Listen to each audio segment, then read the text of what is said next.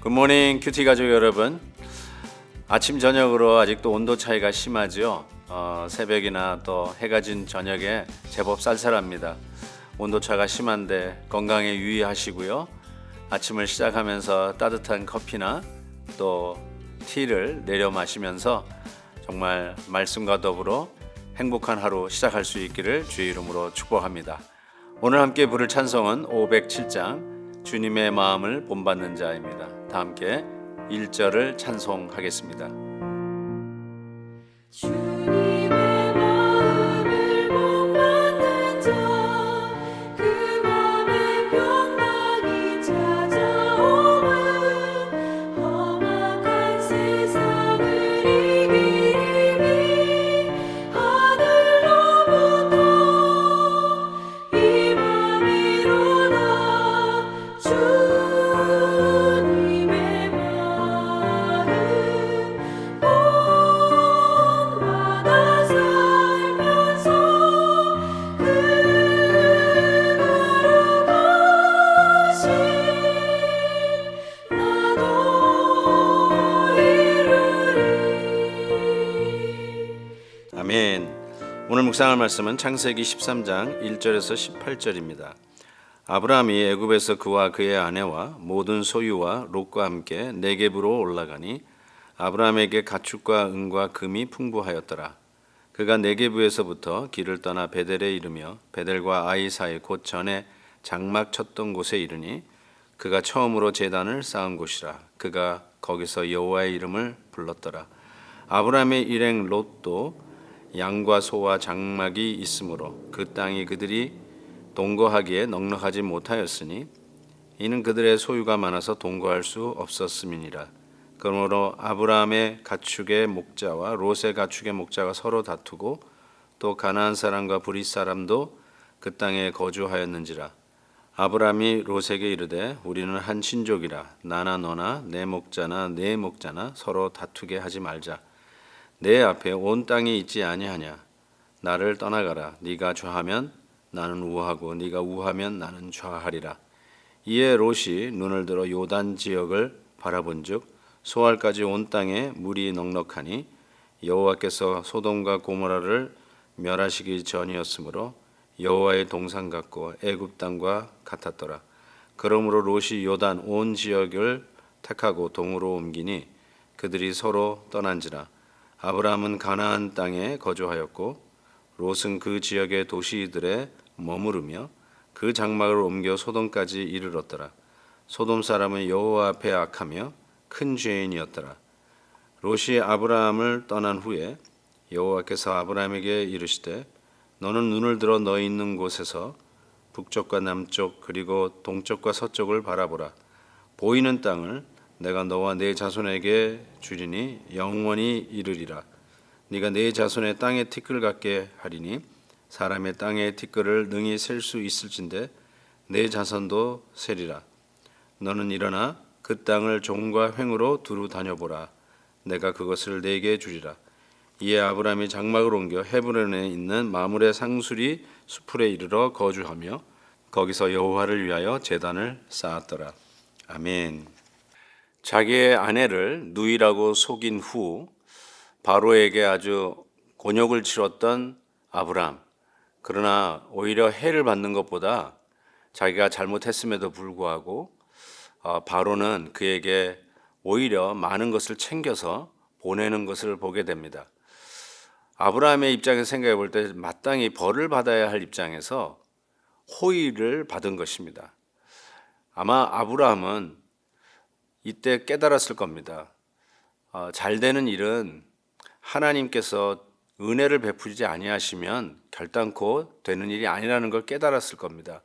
자기가 잘한 대로 그 대가로 사는 것이 아니라 자기가 이렇게 잘못했음에도 불구하고 오히려 은혜를 베푸는 이 호의를 받는 것을 보면서 하나님에게서부터 이게 오는 거구나를 아마 절실하게 깨달았을 것입니다. 그러면서 오늘 이 본문에 그 넉넉한 풍부함을 누리면서 그가 첫 번째로 한 일은 이전에 제단을 쌓았던 베델과 아이 사이에 그 장막을 치면서 그곳에 제단을 쌓고 여호와의 이름을 부르는 모습으로 오늘 본문은 시작합니다. 즉 하나님 앞에 감사와 또 예배와 주님 앞에 모든 영광을 올려드리는 여호와의 이름을 부르는 그 현장이 어쩌면 이 순간 아브라함이 할 수 있는 최선의 신앙 고백이었다라고 생각합니다. 사랑하는 성도 여러분, 우리가 여기까지 살아오는 것이 내가 잘해서 내가 한 만큼 온 거라기보다는 실은 여기에 있을 자격도 없고 이런 은혜를 누릴 자격이 없지만 하나님께서 베풀어 주신 은혜로 여기에 온 것 아닙니까?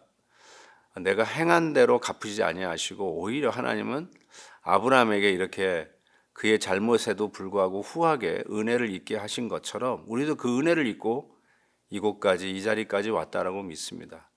그렇다면 우리가 할 일이 뭘까요? 이전에 예배드렸던 그 장소, 그곳에서 다시 여호와의 이름을 부르는 것, 이게 어쩌면 하나님이 기뻐하시는 일이고 우리가 할 수 있는 최선의 길이라고 생각합니다. 새해를 시작하면서 우리가 결단한 것이 무엇이죠? 우리의 가정에서 다시 하나님의 이름을 부르기 시작하자. 우리의 일터에서 다시 내가 여호와의 이름을 부르고 하루의 일을 시작하자. 우리 온 교회가 모든 세대가 함께 어울려서 하나님의 말씀으로 큐티하면서 우리의 가정과 우리의 모든 식구들과 우리 모든 교회가 여호와의 이름을 부르며 다시 시작하자라고 하는 결단으로 새해를 출발했는데, 사랑하는 성도 여러분, 다시 한번 오늘 이 말씀, 은혜 아니고는 우리가 이 자리에 있을 수 없습니다를 고백하고 이전에 예배드렸던 그 장소 다시 회복하고, 온라인 때문에 현장에 나오지 못하고 이 팬데믹 속에서 우리가 갇혀 지냈다가 이제 다시 나오기 시작하는데, 다시 내가 이전에 예배드렸던 이 장소를 회복하면서 여호와의 이름을 부르는 저와 여러분이 되었으면 좋겠습니다.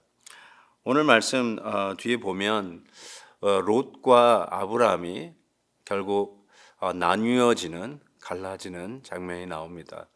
네가 좌하면 내가 우하고 네가 우하면 내가 좌하겠다라고 한 이 아브라함의 고백, 어쩌면 우선권을 조카 롯에게 주는 아브라함의 여유랄까요? 그 배포를 이렇게 보게 되는데, 그래도 롯이 먼저 선택하면서 비옥한 땅으로 떠나고 난 후에 그의 마음이 아마 좀 허전하지 않았을까요? 같은 식구이고 친족이었는데 먼저 떠나라 했을 때 더 좋은 곳을 선택하고 떠나가는 자기의 그 조카의 모습을 보면서 아브라함의 마음은 그 먼지를 일으키면서 떠나가는 롯의 식구들과 롯의 그 짐승의 떼들을 보면서 아마 마음이 허전했을 것 같습니다. 그런데 그것을 배경으로 여호와 하나님께서 아브라함에게 주셨던 말씀을 한번 보십시오. 뭐라고 말씀하시냐면 16절, 내가 내 자손의 땅의 티끌 같게 하리니 사람이 땅의 티끌을 능히 셀 수 있을진데 내 자손도 세리라. 먼지 펄펄 나면서 떠나가는 롯의 모습을 보면서 하나님께서 티끌 얘기를 하십니다. 먼지 얘기하고 계세요. 네가 저 먼지를 보느냐? 너의 자손을 저 먼지 수만큼 내가 축복하겠다고 하시는 이 하나님의 이 기가 막힌 시청각 교제, 시청각 교훈, 하나님의 타이밍은 그래서 하나님이 마스터 선생인 것이 틀림없는 것 같습니다. 이렇게 위로해 주시면서 성공은 하나님에게 달려있다. 너의 장래는 내 손에 달려있다. 너의 눈에 보기에 비옥한 땅에 가는 것이 성공의 지름길이 아니라 성공은 하나님의 손에 있다는 것을 아브라함에게 가르쳐 주시면서 위로하시죠. 사랑하는 성도 여러분, 오늘도 참 귀한 말씀으로 다시 한번 교훈을 얻습니다. 내가 이렇게 호의를 받은 이유가 뭘까요? 내가 잘해서가 아니라 하나님의 은혜였다는 것을 알고 여호와의 이름을 다시 부르기 시작했던 아브라함. 오늘 말씀 마지막 부분에 여호와의 이름을 부르며 제단을 쌓았던 그 아브라함은 오늘 말씀 끝부분에도 여호와를 위하여 제단을 쌓는 모습으로 마무리합니다. 예배로 시작해서 예배로 끝나는 이 아브라함의 모습처럼 우리도 하나님 앞에 예배로 시작해서 예배로 끝내는 우리의 삶이 되었으면 좋겠습니다. 같이 기도하겠습니다. 사랑의 하나님 아버지, 오늘도 말씀으로 다시 한번 격려해 주심을 감사합니다. 모든 것이 은혜였음을 진솔하게 고백합니다. 하나님이 베풀지 아니하셨으면 얻을 수 없는 것이었음을 다시 한번 고백하면서 다시 새 마음으로 여호와의 이름을 부르며 제단을 쌓습니다. 예배를 드립니다. 주님 영광 받아 주시옵시고 시작한 2022년도 끝까지 주님을 섬기며 예배하며 마무리할 수 있도록 축복해 주옵소서. 예수님의 이름으로 기도하옵나이다. 아멘. 내일 또 뵙겠습니다.